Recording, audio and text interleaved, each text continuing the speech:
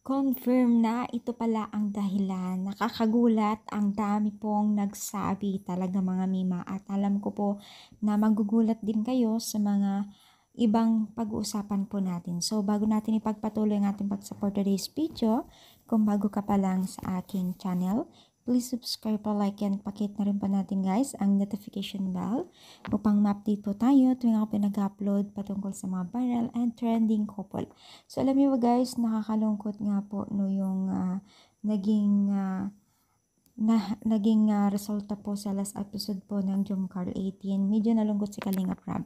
Pero ito pala yung dahilan kung bakit walang nanood o unti lang nanood dahil pala mga nima ay mga komento ay na hindi nila na ginusto yung paghiwalay nila ng sasakyan tong dalawang mag-love team na ito. At bukod pa doon, ayaw nila na puro tampuhan lang ang naging kanilang ipinapakita kasi wala daw thrill. Dapat daw may time din na sweet sila.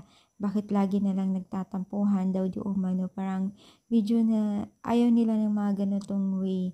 No, so nakikiusap sila na baguhin po yung strategy nila bilang isang love team kasi parang nalulungkot na sila sa naganap. Baga, parang ayaw nila yung latest na pakulo po ng Team Kalingap, no.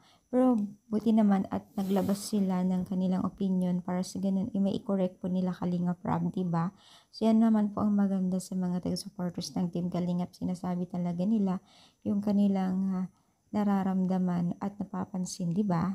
So, ganun talaga ka-close ang Team Kalingap, mga taga-supporters nila. So, ano sa palagay ninyo?